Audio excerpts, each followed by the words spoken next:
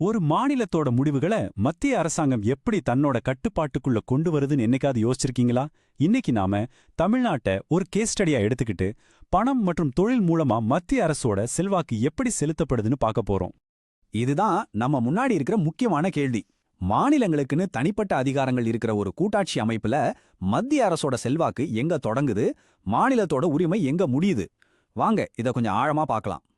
இந்த அதிகார போட்டியில மத்திய அரசாங்கம் ரெண்டு பவர்ஃபுல்லான கருவிகளை பயன்படுத்துறதா சொல்லப்படுது.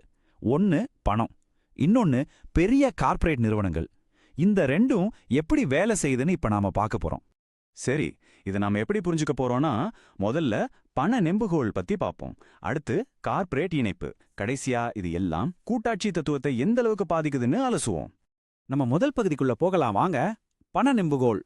இதுல கல்விக்காக ஒதுக்கப்படுற நிதி எப்படி ஒரு அரசியல் பேரம் பேசும் கருவியா மாறுச்சுங்கிறத பத்தி பார்க்கலாம். 2151 கோடி ரூபாய். அப்பா, இது வெறும் நம்பர் இல்ல, இது தமிழ்நாட்டோட பள்ளிக்கல்வி திட்டத்துக்காக மத்திய அரசு நிறுத்தி வச்சதா சொல்லப்படுற ஒரு மிகப்பெரிய தொகை. மாநிலத்தோட கல்வி திட்டங்களையே பாதிக்கிற அளவுக்கு இது ரொம்ப பெரிய அமௌண்ட். இவ்வளவு பெரிய தொகையை ஏன் நிறுத்தணும்? இதுல ஏதாவது நிர்வாக சிக்கல் இருந்ததா, இல்ல ஒரு குறிப்பிட்ட கொள்கையை மாநிலம் ஏத்துக்கணுங்கிறதுக்காக கொடுக்கப்பட்ட அழுத்தமா? என்ன காரணம்? இதுக்கு பின்னணியில இருந்தது ஒரு பெரிய கொள்கை முரண்பாடு. ஒரு பக்கம் மத்திய அரசு நாடு முழுக்க மும்மொழி கொள்கையை அமல்படுத்த நினைக்குது. இன்னொரு பக்கம் தமிழ்நாடு பல பத்தாண்டுகளா தன்னோட இருமொழி கொள்கையில ரொம்ப உறுதியா இருக்கு. இந்த முரண்பாடுதான் நிதி நிறுத்தப்பட்டதற்கான முக்கிய காரணமா சொல்லப்படுது. பாருங்க, இது வெறும் கொள்கை அளவிலான சண்டை இல்ல.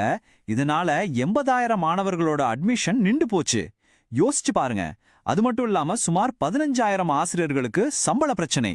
இதோட தாக்கம் நேரடியா நம்ம வகுப்பறைகள்ல தெரிஞ்சது. மாநில முதலமைச்சரோட இந்த கருத்து இந்த பிரச்சனையோட பரிமாணத்தையே மாத்திடுச்சு. இது வெறும் நிதி சம்பந்தப்பட்ட விஷயம் இல்ல, இது கூட்டுறவு கூட்டாட்சி அப்படிங்கிற அரசியலமைப்பு தத்துவத்தையே மீறுற ஒரு செயல்னு ஒரு வாதம் முன்வைக்கப்பட்டது. இந்த மோதல் இதோட முடியல. மாநில அரசாங்கம் மத்திய அரசுக்கு எதிராக உச்சநீதிமன்றத்துக்கே போனாங்க. இது எவ்வளவு தீவிரமான விஷயம்னு இதுவே நமக்கு காட்டுது இல்லையா? மாநில உரிமைகள் சம்பந்தப்பட்ட ஒரு பெரிய சட்ட போராட்டமா இது மாறுச்சு. சரி, நாம இப்போ 2வது நெம்புகோலுக்கு வருவோம். கார்ப்பரேட் இணைப்பு. கல்வி நிதி மாதிரியே ஒரு பிரம்மாண்டமான துறைமுக திட்டம் எப்படி மத்திய அரசோட செல்வாக்குக்கான இன்னொரு களமா மாறுச்சுன்னு இப்ப பார்க்கலாம். இந்த திட்டத்தோட அளவை பாருங்களேன்.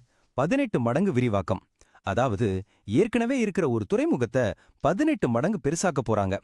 இது விரிவாக்கம்னு சொல்றதை விட ஒரு புது பிரம்மாண்டமான துறைமுகத்தையே கட்டுற மாதிரி. இதனால இயல்பாவே இது பெரிய சர்ச்சையை கிளப்புச்சு. இதுக்கு வந்த எதிர்ப்பு ஏதோ ஒரு சிலர்கிட்ட இருந்து மட்டும் வரல. 100க்கும் மேற்பட்ட மீனவ கிராமங்கள், சுற்றுச்சூழல் ஆர்வலர்கள், ஏன் மாநிலத்தோட முக்கிய அரசியல் கட்சிகள் வரைக்கும் எல்லாரும் ஒரே குரல்ல இதை எதிர்த்தாங்க. ஏன் இவ்வளவு எதிர்ப்பு வந்துச்சுன்னா அதுக்கு காரணங்கள் ரொம்ப தெளிவா இருந்துச்சு. 50,000 பேரோட வாழ்வாதாரம், அதிகமா கடல் அரிப்புக்கு உள்ளாகிற ஒரு கடற்கரை பகுதி, அரிய உயிரினங்கள் வாழ்ற சரணாலயத்துக்கு பக்கத்துல இந்த திட்டம் வருது. அது போக சென்னைக்கே குடிநீர் கொடுக்கிற ஒரு நிலையமும் பாதிக்கப்படலாம்னு பல முனைகள்ல அபாயங்கள் சுட்டிக்காட்டப்பட்டுச்சு. இங்கதான் ஒரு பெரிய கேள்வி எழும்புது. இவ்வளோ வலுவான பரவலான எதிர்ப்பு இருந்தும் இந்த திட்டத்துக்கு எப்படி அனுமதி கிடைச்சுது? அப்போ உள்ளூர் மக்களோட குரலுக்கு என்ன மதிப்பு? இதுக்கு மத்திய அரசு சொன்ன காரணம் இதுதான். இது ஒன்னும் புது துறைமுகம் இல்ல, ஏற்கனவே இருக்கிற துறைமுகத்தோட விரிவாக்கம்தான். இந்த ஒரு வார்த்தை சட்ட ரீதியா பெரிய வித்தியாசத்தை ஏற்படுத்துச்சு. ஏன்னா ஒரு விரிவாக்கத்துக்கான சுற்றுச்சூழல் விதிகள் ஒரு புது திட்டத்துக்கான விதிகளை விட ரொம்பவே எளிமையானவை. இது மூலமா நமக்கு ஒரு முக்கியமான விஷயம் புரிய வருது. அதாவது மாநில அரசோட எதிர்ப்பையும் உள்ளூர் மக்களோட கவலைகளையும் தாண்டி மத்திய அரசோட சுற்றுச்சூழல் அனுமதி அப்படிங்கிற ஒரே ஒரு ஒப்புதல் மூலமா ஒரு பிரம்மாண்டமான திட்டத்தை செயல்படுத்த முடியும். இதைத்தான் சில ஆய்வாளர்கள் மத்திய கார்ப்பரேட் கூட்டணின்னு சொல்றாங்க. சரி, இதுவரைக்கும் நாம 2 கதைகளை பார்த்தோம். ஒன்னு பள்ளிக்கல்வி நிதி பத்தி, இன்னொன்னு துறைமுக விரிவாக்கம் பத்தி. ரெண்டுக்கும் சம்பந்தமில்லாத மாதிரி தோணலாம், ஆனா ரெண்டையும் இணைக்கிற ஒரு பொதுவான புள்ளி இருக்கு. வாங்க அத பார்க்கலாம். இந்த 2 நிகழ்வுகளையும் விளக்க ஆய்வாளர்கள் கோயர்சிவ் ஃபெடரலிசம் அப்படிங்கிற ஒரு வார்த்தையை பயன்படுத்துறாங்க. தமிழ்ல சொல்லணும்னா வற்புறுத்தும் கூட்டாட்சி.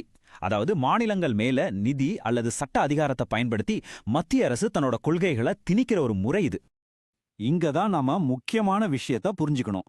ஒரு பக்கம் கொள்கையை ஏத்துக்கலைனா நிதி கிடைக்காதுன்னு ஒரு அழுத்தம், இன்னொரு பக்கம் உள்ளூர் எதிர்ப்பு மீறி ஒரு திட்டத்துக்கு அனுமதி. இது ரெண்டுமே ஒரே அதிகார இயக்கத்தோட 2 வெவ்வேறு முகங்களா பார்க்கப்படுது. கடைசியா இந்த ஆய்வு நம்ம முன்னாடி ஒரு ஆழமான கேள்வியை வைக்குது. தேசிய அளவிலான கொள்கைகளுக்கும் மாநிலங்களோட தன்னாட்சிக்கும் நடுவுல ஒரு மெல்லிய கோடு இருக்கு இல்லையா, அந்த கோட்டை நாம எங்க வரையணும்? இதுதான் இன்னைக்கு நம்ம கூட்டாட்சி அமைப்பை எதிர்கொள்ற மிகப்பெரிய சவால்.